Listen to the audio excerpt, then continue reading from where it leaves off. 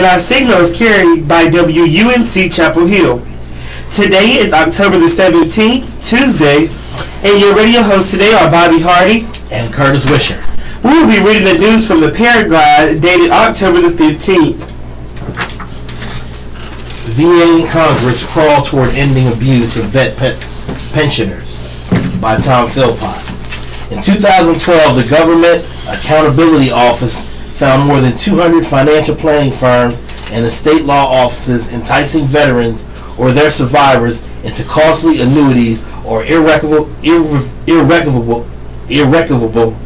trust intended to hide or relocate their assets so they could qualify for the VA pensions that claimants wouldn't be eligible for otherwise. Since then, the Department of Veteran Affairs and Congress have been crawling towards actions to stop the abusive practices, which twist the intent of the pension benefit in ways to help some veterans, put others in financial binds, and generate fees or profits or streams of residents from the schemers. The crawl toward reform continues. VA is still working on a draft rule first released for public comment in January 2015. Final publication of the net worth, asset transfers, and income exclusions for needs-based benefits rule was expected this summer. However, it remains in VA's internal concurrence process, a VA spokesman said Wednesday. Meanwhile, the House Veterans Affairs Subcommittee on Disability Assistance and Memorial Affairs held a hearing last month on legislation to address financial abuses of the pension program. The Veterans Care Financial Protection Act, now H.R. 3122, was introduced in 2014. The VA pension program exists to help veterans in financial distress if they served at least a day of wartime service, at least 90 consecutive days on active duty, and earned an honorable or a general discharge. To be eligible for the basic VA pension, veterans also must have only modest annual incomes or none at all. They can qualify for more VA financial help, however, if they are disabled and unable to leave their homes unassisted, or they have unmet daily living needs, or they face exorbitant medical assisted care or nursing home costs. The additional financial help is called the VA Aid and Attendance Benefit. About 303,000 wartime veterans and 220,000 survivors draw VA pension benefits. Veteran advocates believe thousands more would qualify if they knew the program existed and applied. What has raised the profile of pensions recently, however, has been the reports of abuse and target marketing by unscrupulous financial planners, lawyers, or care facilities seeking vets who are ill or elderly. The pension is a needs-based benefit with need determined using thresholds on annual incomes and on assets or net worth. However, the pension benefit is unique in that it allows veterans to apply medical expenses to offset income calculations and raise the benefit. Even higher amounts are payable if the veteran or surviving spouse is housebound, and more aid and attendance dollars are available if claimants need help with daily activities. The other threshold to determine eligibility is net worth. If assets other than primary residence and vehicle exceed $80,000, then the VA can't assume eligibility without a closer determination. Again, medical-related expenses can be critical. For example, if a veteran assets totaling $100,000 moves into an assisted living facility that costs $5,000 a month, a VA service officer could determine the asset threshold quickly will be reached and find the veteran eligible for pension. Veterans and survivors who believe they might qualify should contact the Veterans Service Office for their county to fill out required forms. More program information can be found online at benefits.va.gov/pension/index.asp. A key purpose of regulatory reforms aimed at VA pension benefits is to ensure they are used by low-income veterans or those facing exorbitant medical expenses they can't pay, rather than be used as a tool to preserve family wealth.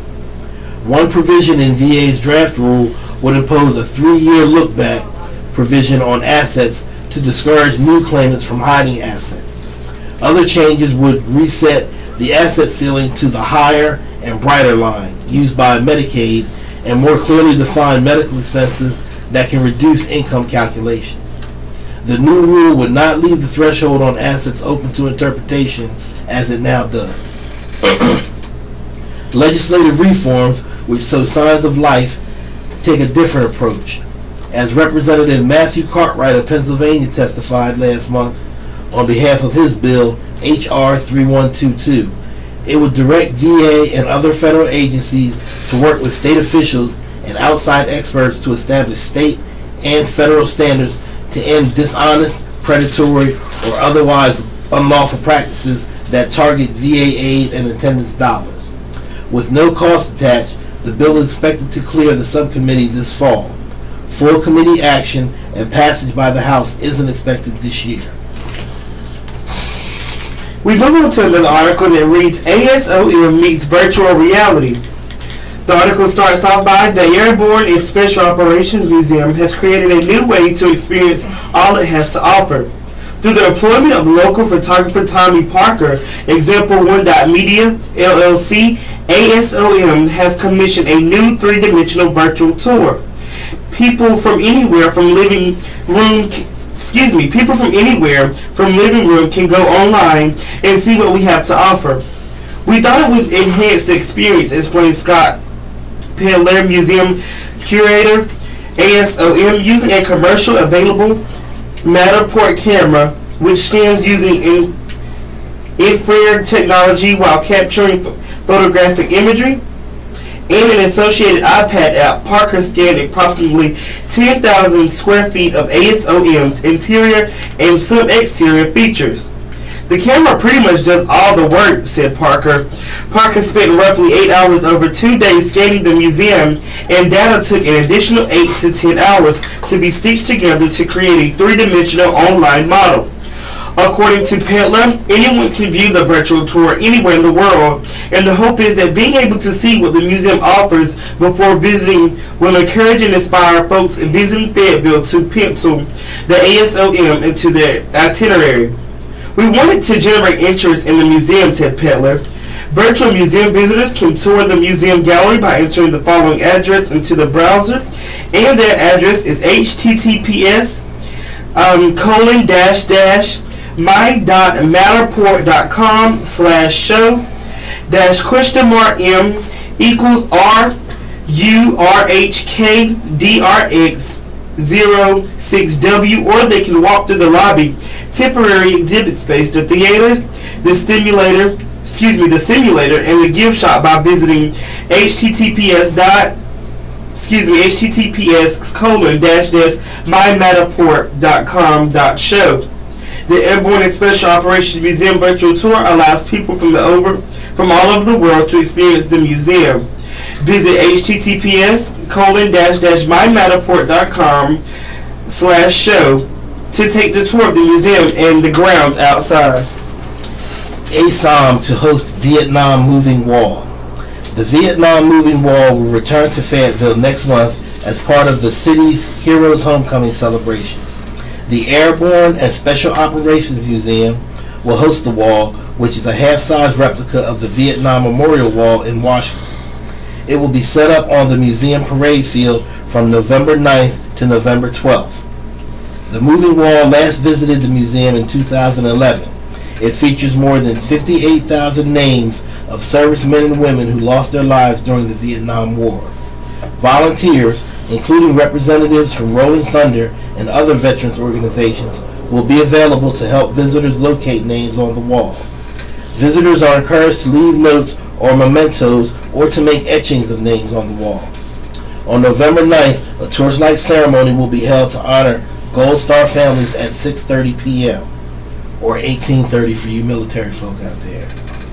A missing man table will be part of a 1 p.m. ceremony on November 11th to officially open the parade field, which will be decorated with flags representing veterans from all services. The Airborne and Special Operations Museum Foundation is selling flags for $5 each. They will be displayed in honor of veterans from November 10th to November 20th. By having veterans flags in places of honor directly in front of the moving wall will help give these veterans the added recognition they deserve, said Mike Lynch, Executive Director of the Museum Foundation. For more information, call the museum at 643-2778 or go to asomf.org. Next up, we all know the song Turn Down for What. This article turns this into a saying, turn down for what? According to the light bulb, saving Fort Bragg energy.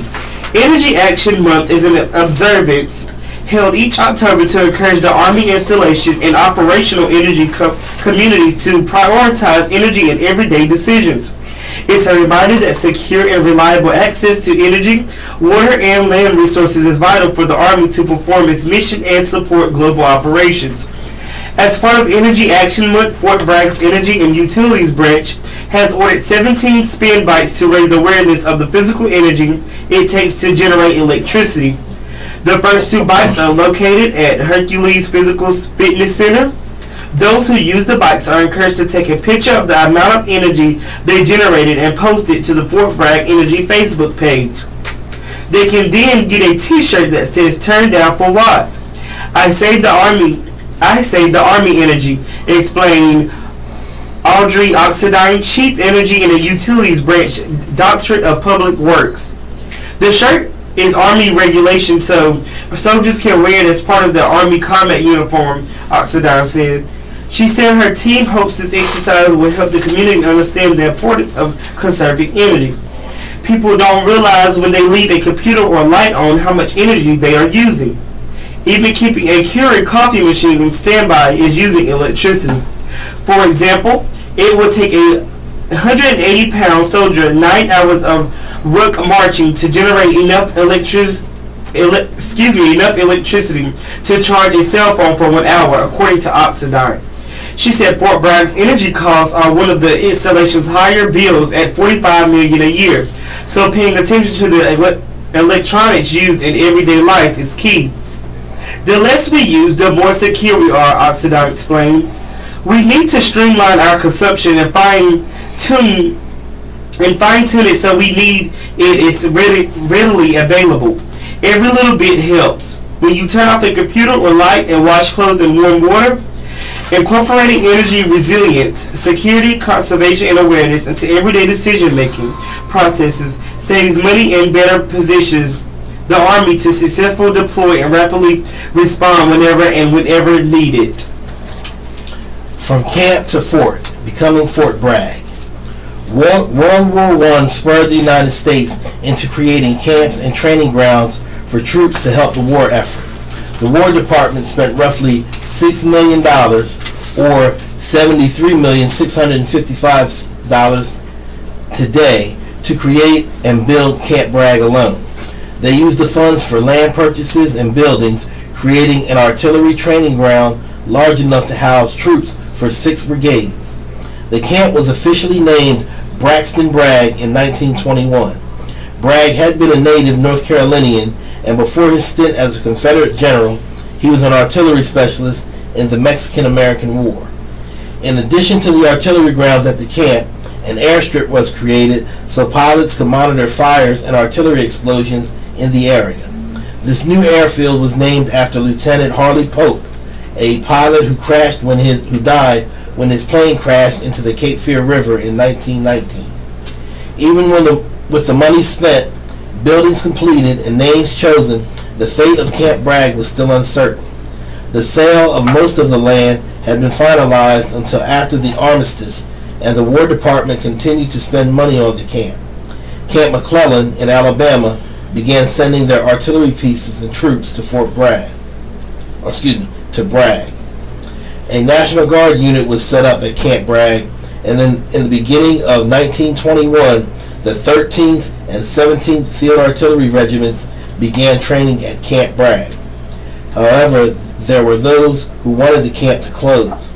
Instead of the 6 brigades of troops, 3,000 officers and soldiers had been stationed at Camp Bragg, roughly a third of what the camp had been intended for.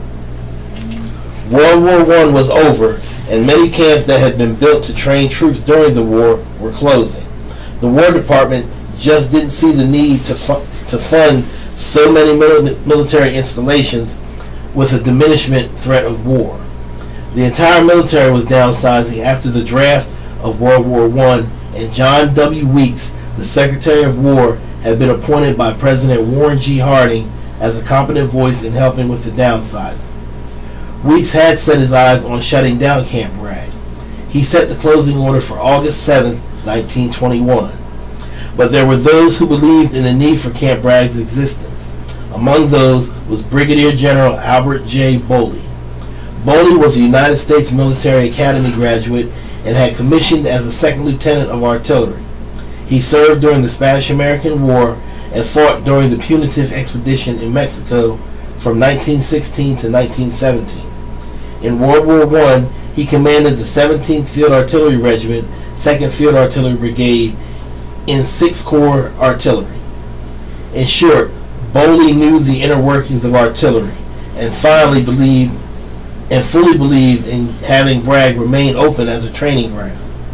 He was named Commanding General of Camp Bragg early in 1921. There were many reasons to close the camp. The buildings were being built ramshackle, temporary wooden structures they wouldn't last and would need to be updated soon.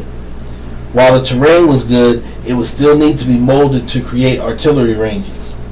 To maintain a garrison the size Camp Bragg had been initially intended for would require more funds as well. Basically, Bragg was a money pit.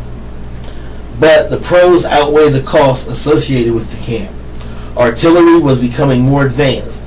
The United States was behind the curve during World War I and had been for themselves and had seen for themselves the superior technology of the German weapons. Having a designated artillery training base would allow for research and the creation of newer weapons. It would enable soldier readiness in artillery that had not been yet fully developed. Boley knew Camp Bragg could become something special. Under the threat of closure, he invited the Secretary of War to Camp Bragg. Weeks bought into Boley's vision for the installation. The closure order was rescinded on September 16, 1921. The Field Artillery Board, an agency responsible for testing and researching artillery weapons, was moved to Camp Bragg from Fort Sill, Oklahoma in February of 1922.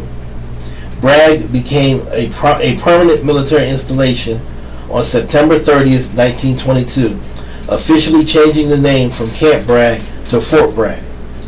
Boley began changing the look of the installation, creating parade grounds as well as training and sports facilities. He had permanent structures built, including 4 barracks, 53 officers' quarters, magazines, and motor and material sheds. He oversaw landscaping and had trees and grass planted to create a look of a well-polished military installation. Boley would work closely with George B. Ford, the city planning advisor to the War Department, to create a cohesive flow and look to Fort Bragg. Throughout the 1920s, Fort Bragg became what Boley had intended.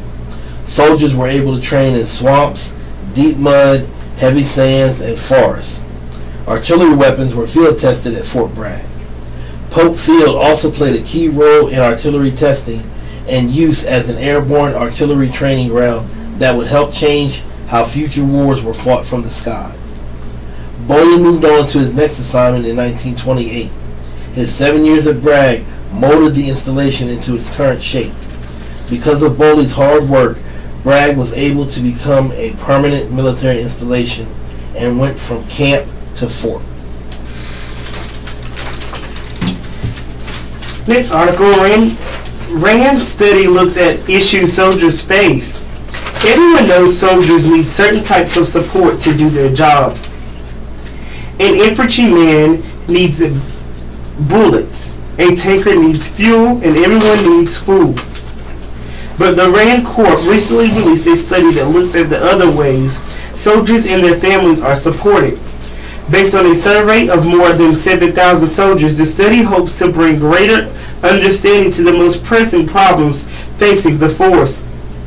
It It found that many soldiers face issues related to their work/life balance, relationships, children, well-being, and certain aspects of military practice and culture.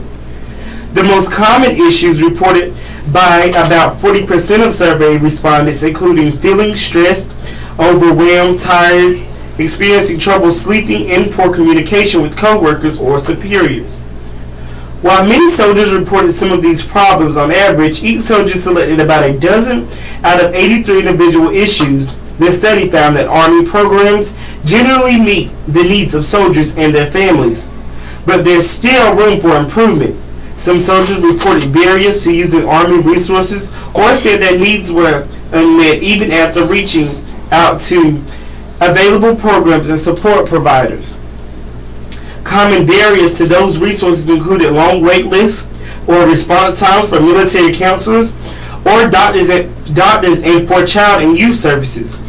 Many soldiers also reported a perception that contacting their chain of command might hurt their career.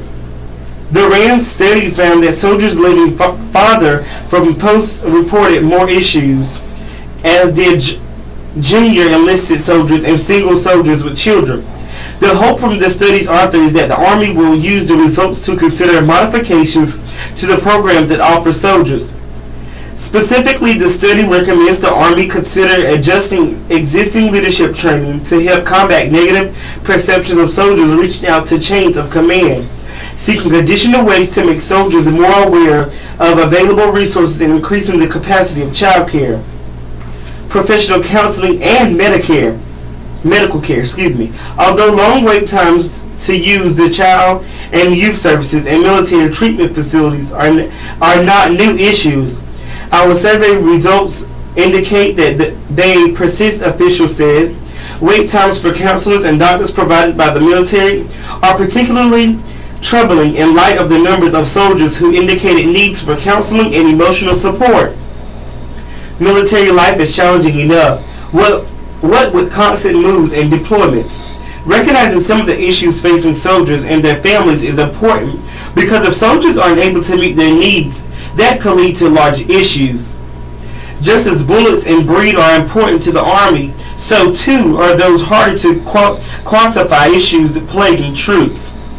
The Army can offer all sorts of programs to address those issues, but they must be well-resourced, well-run, and widely used to resolve those issues facing the force. The military editor Drew Brooks can be reached at dbrooks@fayobserver.com or at the phone number 486-3567. Okay, this next article is from the opinion section. It's called Quiet Heroes by Emily Sussman. For most of my life, I have been oblivious to the subtle presence of quiet heroes.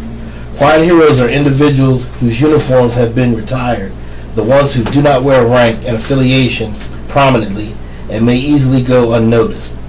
Working for the Paraglide affords me a long list of unique opportunities and experiences. I have had a fly-on-the-wall view of amazing events and found myself interacting with all manner of interesting individuals. The experience is truly like no other. No matter the excitement of the day at the range, the fun of a family event, or the multitude of learning opportunities I have had a chance to report on, the one part of my job that elicits true awe and gratitude is a newfound awareness of the quiet hero. These are the heroes I used to fail to notice who blend into civilian life. I've realized I am constantly in the presence of true and very real heroes. These heroes come in great variety, young and old, male and female, rich and poor. Walking among us is a whole gamut of unknown brave persons. As time passes, it also becomes increasingly clear that the stories of those quiet heroes should be heard for the young while it's still fresh, and for the old while there is still time. The last surviving World War I veteran, Florence Green, died in Britain in 2012, 2 weeks before her 111th birthday. On October 4th, retired Tech Sergeant Donald Malarkey of famed Easy Company, 2nd Battalion, 506th Parachute Infantry Regiment, 101st Airborne Division, was lost to the world but thanks to a band of brothers, his story was not. However, many veteran stories, like Malarkey's, remain untold and unheard. It is our honor, our good fortune, especially here in Fayetteville, to be able to encounter individuals with such stories every day, and it is up to us to ask and to listen. Although some may wish to keep to themselves, many truly enjoy sharing. The older individuals, the ones who sit calmly taking in the chaos of the world around them, these quiet heroes, if you look closely, their eyes tell you their stories even before you even ask. A simple conversation can be more rewarding and inspiring than you might realize for both participants. So the next time you think you see it, that subtle presence, that quiet hero, ask and listen. Next, we have a youth sports sign-ups open. Registration is open for Fort Bragg's winter selection of youth sports. Family, Morale, Welfare, and Recreation is offering basketball, cheerleading, bowling, and deer hunting. Competitive basketball is available for players ages 9 to 17. A developmental basketball program focusing on skills rather than scores is open to children ages 5 through 8. Deer hunting participants must be at least 9 years old. Hunts will be held Saturdays in the month of November. An orientation meeting for all parents with children involved in the youth sports programs will be held November 20th. Practices begin for basketball, cheerleading, and bowling on November the 27th. Those sports seasons begin played the first week of January and concludes February 24th. The sports are open to members of the post-child's youth and school services, and participants must have a current sports physical on file. To make an appointment to join CYS, call 396-8110. CYS card holders can register for youth sports at any CYS location or online through the WebTrack system. For more information about the youth sports programs, call the number 396-9123. Again, 396-9123. Army 10 Miller. Fort Bragg's women's team finished first in the active duty women's division at the Army 10 Miller, held October the 8th in Washington, D.C. As the four fastest women on the Fort Bragg team, Chelsea Kim, Esther Spalding, Erica Chaboko, and Claudia McNally combined for a total team time of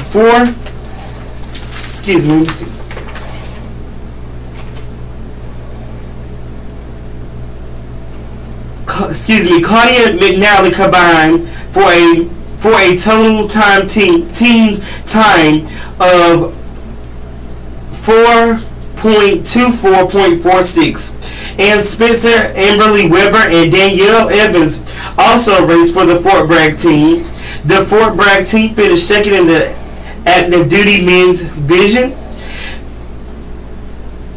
Fort Bragg's women and men's team each won their respective division at the 10 Miller in 2016.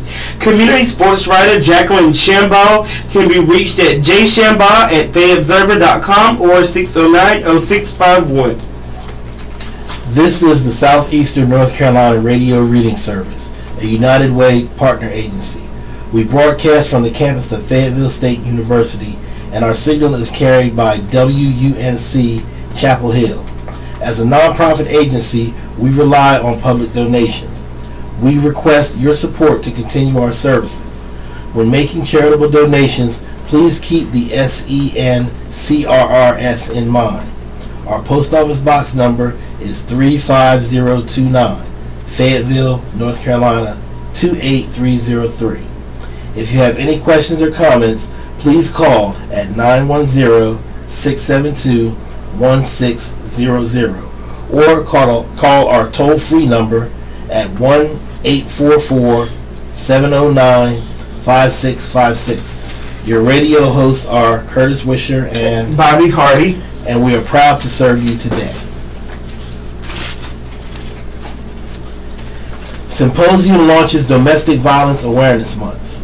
In keeping with raising domestic violence awareness throughout October, Fort Bragg's Family Advocacy Program, Army Community Service, held its Domestic Violence Awareness Symposium on October 4th at the Pope Family Readiness Center. Some available resources included information related to FAP's mission of promoting healthy females and service members, as well as information pertaining to medical treatment and to law enforcement and community responses to domestic violence. When abuse occurs, there is an assessment and treatment service that are available, and we had a table that went over what those were, said Tom Hill, FAP manager. The symposium launched Fort Bragg's campaign to recognize October as Domestic Violence Awareness Month, which was established in 1981, to connect advocates nationwide working to end violence against women and children. In the years since, advocates have learned that women and children are not the only victims of domestic violence, but that men were victimized as well. According to Hill, domestic violence is defined as a pattern of physical, emotional, or psychological abuse, economic control, and/or interference with personal liberty that is directed towards a person. It is an offense under the United States Code, the Uniform Code of Military Justice, or under state law, and involves the use, attempted use, or threatened use of force or violence against a person. Hill said that the ACS advocates receive about 89 calls per month for domestic violence. Domestic violence, however, isn't Fort Bragg specific.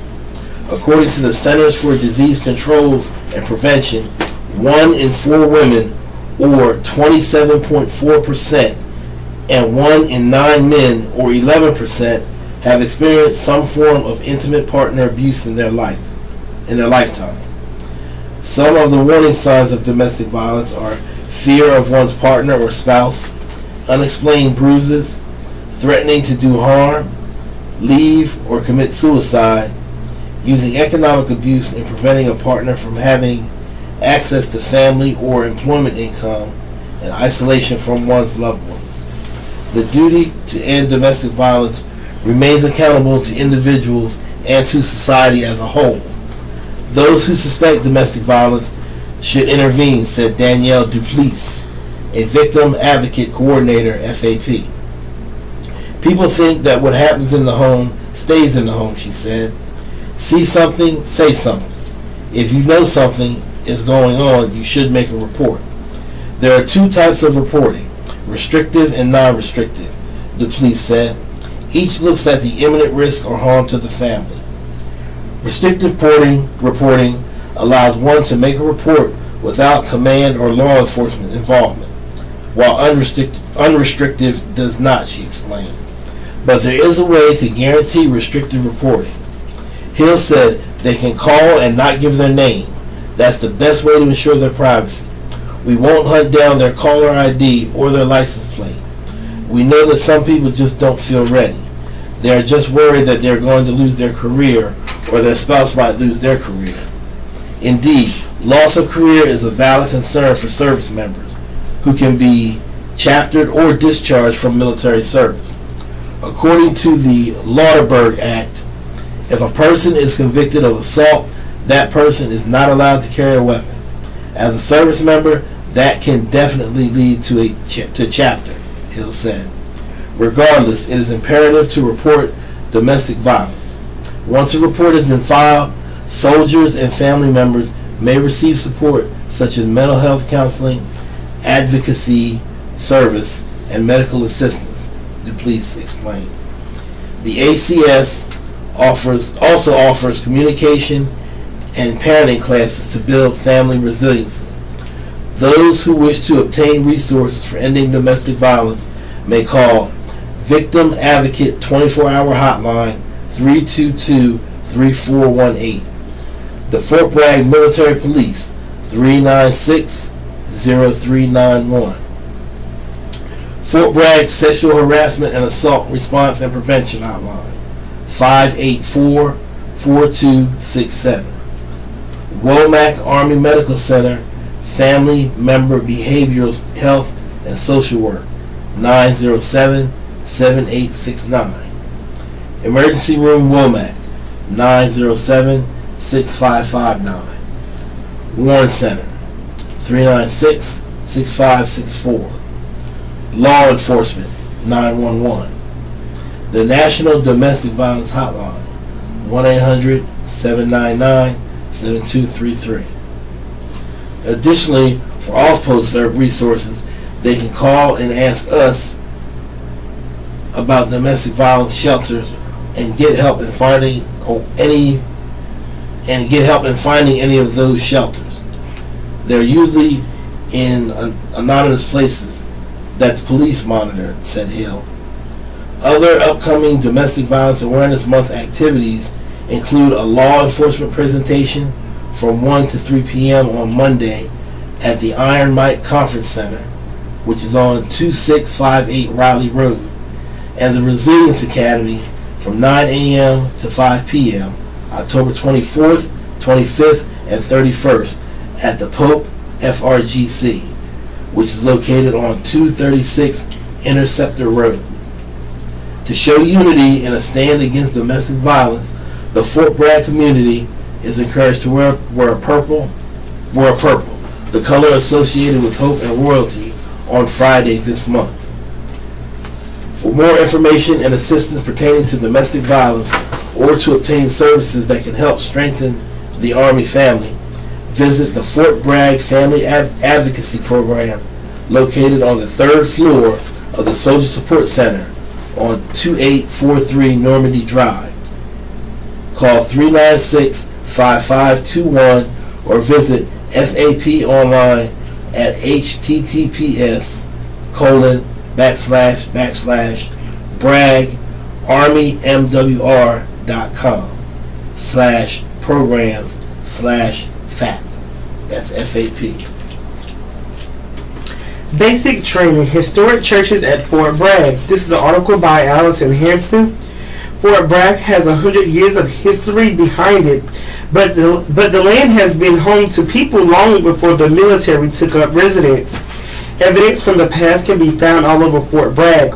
26 historic cemeteries have been identified on the military installation. A Tarkin has been evacuated and numerous homesteads have been found throughout the area. Fort Bragg is also home to 2 historic churches, Long Street Presbyterian and Sandy Grove Presbyterian. These 2 churches are nestled a few miles apart from each other on training grounds at Fort Bragg. They were both purchased by the Army as part of the sale of the land of the War Department, with the sale of the properties finalizing in the early 1920s. The churches were started by families of Highland Scots who built communities on the land that would be Fort Bragg. Much of the surrounding land had been sold to the War Department before the families who owned the church land capitated under the condition that the churches and adjoining cemeteries be maintained. The cemeteries would not be dug up and the families would be allowed to return for reunions every year.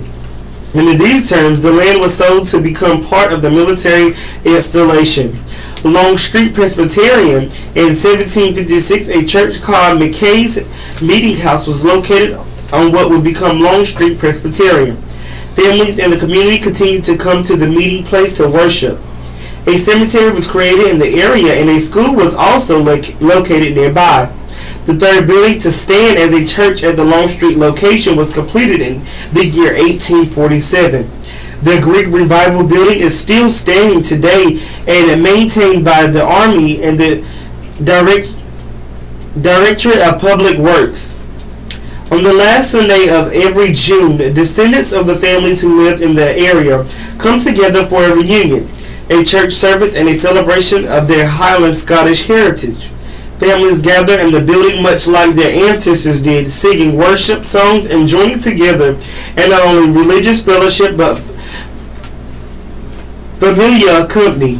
Members of the Cultural Resources Management Program Division of the DPW join the families and share historic artifacts and tidbits for those who wish to learn more. The church is generally closed to the public for most of the year.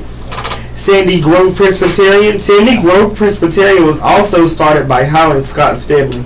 The building that is currently standing was built in the year 1854, although parts of it were remodeled in 1917 to add a vestibule and a steeple.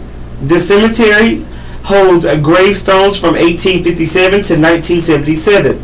This church is not used for reunions and is closed to the public as well. Neil S. Blue, the largest landowner in the sale of land to the War Department for Fort Bragg, died during a church service at Sandy Grove Presbyterian in the year 1929. Both of these churches provide important information about the families who lived in the area before the Army began using the land as an artillery training ground in 1918. They are important cultural resources as the only two historic churches still standing at Fort Bragg. Who helps to maintain these locations? Who works to glean information from these important historic churches? The Cultural Resources Management Program puts a lot of time and effort into discovering Fort Bragg's past, and I'll be talking about their important work next week. Okay, now we're going to hear from the Provost Marshal's Corner.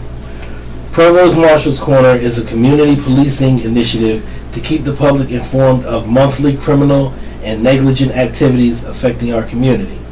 To report a crime in progress, dial 911. Anyone with information regarding the crimes listed below, please contact Crime Stoppers at 396-EYES. That's 396-3937. Provost Marshal Messaging. Halloween Safety. Due to previous trends associated with Halloween, a few horror movies that are currently in theaters, and the scheduled release of a few upcoming Halloween horror movies, we highly encourage everyone to dress appropriately this Halloween season to avoid being perceived by mistake as a threat to the community. Recent examples include personnel dressing in clown and suicide bomber costumes with real and/or perceived weapons. When selecting costumes, please take into consideration the turbulent times we live in and the impact your decisions will have on our community and our first responders. Fort Bragg will observe trick-or-treating from 6 to 8 p.m. October 31st. That's 1800 to 2000. Please follow these basic safe tips. S. Swords, knives, and similar costume accessories should be short, soft, and flexible. A. Avoid trick-or-treating alone. When in groups or with a trusted adult, walking groups. F. Fasten reflective tape and lights to costumes and bags to help drivers see trick-or-treaters. E. Examine all treats for choking hazards and tampering before eating them. Driver Improvement Training, or DIT initiative. In accordance with the Garrison Commander's Directive dated September 1st, 2016, all drivers cited for the following will be enrolled in DIT. Speed in excess of 15 miles per hour. Traffic accident resulting in an injury or tow. Failure to obey a traffic control device, to include individuals directing traffic. In September, 108 soldiers were cited for DIT related violations. Currently, 455 DIT cited drivers have their on-post driving privileges suspended for 1 year or longer. Remember to remain vigilant and obey the posted speed limits and traffic control devices on Fort Bragg. Top 10 crime statistics. In September, the Fort Bragg community has experienced a change in the following criminal and negligible offenses. Larceny of private property, 14 total, increased 11 from last year. Larceny of government property, 22 total, no change from last month. About 70% are reported TA-50 thefts. Impaired driving, 35 total, decreased 10 from last month. Domestic incidents, 28 total, no change from last month. Assaults, non-domestic, 11 total, decreased 1 from last month. Traffic accidents, roadway, 77 total, decreased 10 from last month. Traffic accidents parking lot, 77 total, decreased 3 from last month. Speeding, much greater than 80 miles per hour, 22 total, decreased 7 from last month. And speeding, less than 80 miles per hour, 261 total. 261 total, decreased 118 from last month. AWOL and desertions, 8 AWOLs, 1 desertion reported. Tampering with a listening device, 6 reported. Listening device means things like smoke detectors.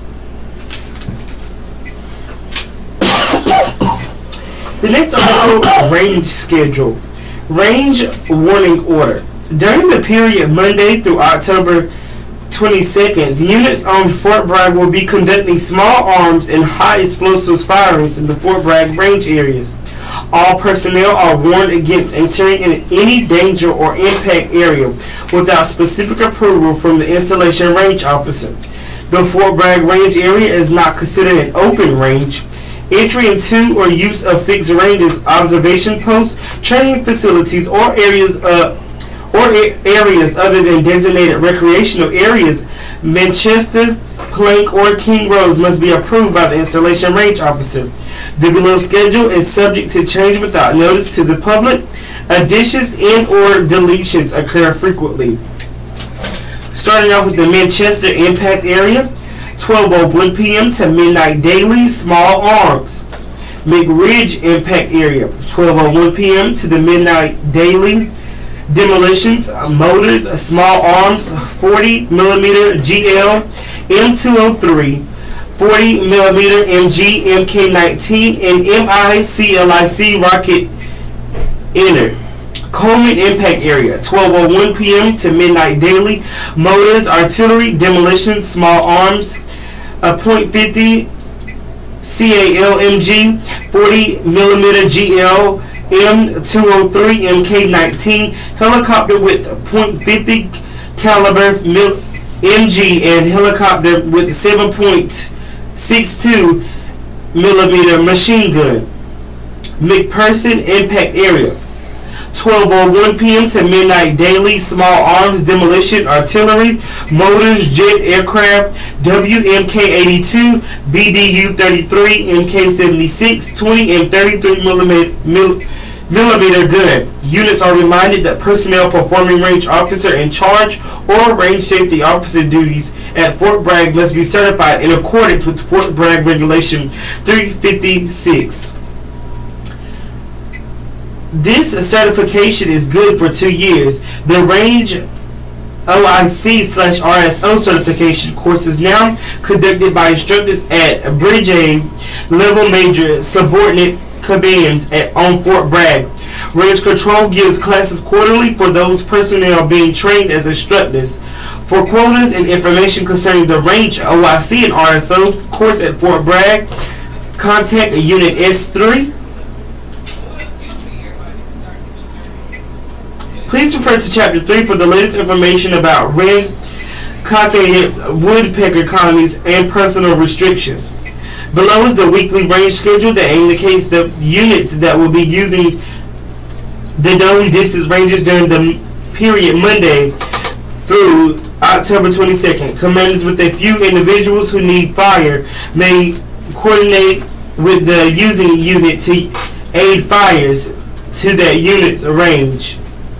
Point of contact is the Range Control Branch at 432-2900 or 432-6772. Okay, in brief, support requested.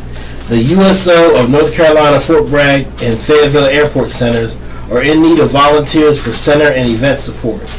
If you have a desire to serve our local military troops and families and have the time to give, we need you.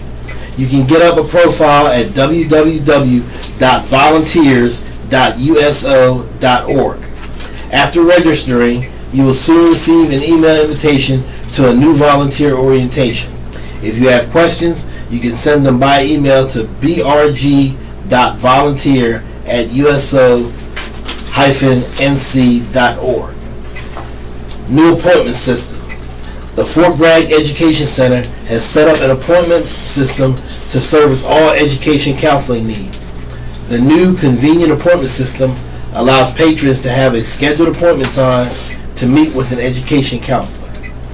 Once an appointment is confirmed, the patron will receive an email and a reminder email 24 hours prior to the appointment. The confirmation email will have a link to either cancel or reschedule an appointment if necessary. Walk-in services will continue to be available to enroll in the Basic Skills Education Program, and this program will not be used for testing purposes. Appointments are scheduled for a 30-minute time frame and may be exceeded at may be scheduled at https://bookfbtec.timetap.com. Contact the Fort Bragg Education Center for more information at 396-6721, 908-0927, or usarmy.bragg.incoming-athletics.mbx.bragg-education-center at mail.mil. Let me repeat that. usarmy.bragg.incom.atlantic.bragg-education-center at mail.mil. Lifeguard classes. Fort Bragg Family and Morale, Welfare, and Recreation Aquatics is offering 2017 American Red Cross lifeguarding course.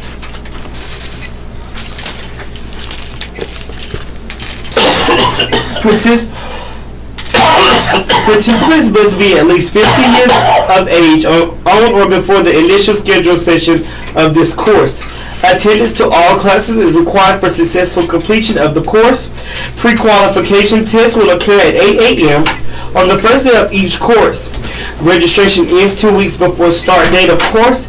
Class number 3, November the 4th, 11th, 18th from 8 a.m. to 4 p.m. and November 5th, 12th, 19th from noon to 5 p.m. Class number 4, December 2nd, 9th, 16th, and 16th from 8 a.m. to 4 p.m. and December 3rd, 10th, 17th from noon to 5 p.m. Class number 5, December 18th to 22nd from 8 a.m. to 4 p.m. Cost is $50 and is non-refundable for the pre-qualification class and $150 for the lifeguard class. Register at Tolson Indoor Pool, Building 4-1431 Normandy Drive, Monday through Friday, 8 a.m. to 6 p.m. Call the number 908-3198 or 643-8533 for more information. Notice of estate. This notice serves as an advisory for all those in possession of the property of Staff Sergeant Alexander P. Delita, as well as to persons to whom the deceased is indebted, or those indebted to the deceased. Please contact Chief Warrant Officer 2, Juan Lopez, Summary Court Martial Officer, with all inquiries at 432-9526, or email juan.m.lopez6.mil@mail.mil. Again, that's mail.mil. This notice serves as an advisory for all those in possession of the property of Sergeant First Class Jeremiah Johnson, as well as to persons to whom the deceased is indebted or those indebted to the deceased. Please contact Second Lieutenant Joseph Womack, Summary Court Martial Officer, with all inquiries at 432-5961, or email joseph.womack with a K .socom.mil. This notice serves as an advisory for all those in possession of the property of Staff Sergeant Dustin M. Wright, as well as to persons to whom the deceased is indebted or those indebted to the deceased.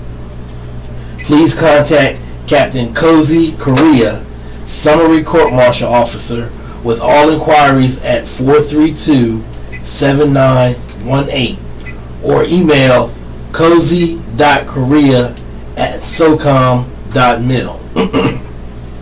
This notice serves as an advisory for all those in possession of the property of Sergeant LaDavid Johnson, as well as to persons to whom the deceased is indebted or those indebted to the deceased.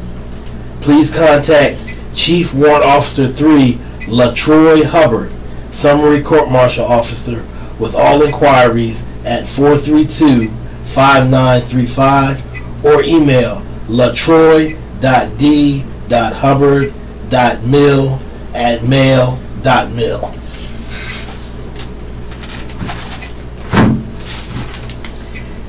This concludes our reading of the Paraglide. Your radio hosts have been Bobby Hardy and Curtis Wisher. At 7 o'clock p.m., you can hear a replay of the Southern Pines pilot. Additionally, you will hear a rebroadcast of the Paraglide on Saturday at 1 p.m. We will now join the Raleigh Network for additional news of interest. Thank you for tuning us in. We have enjoyed being with you this morning. Have a wonderful day.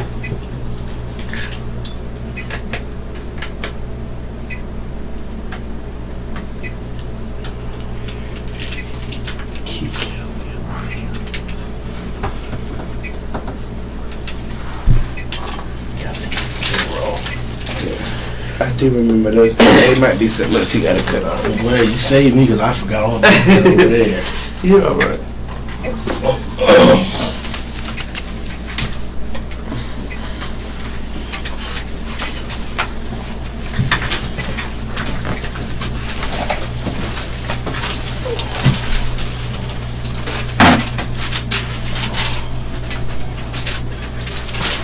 Do you normally keep these? No, I give them to them.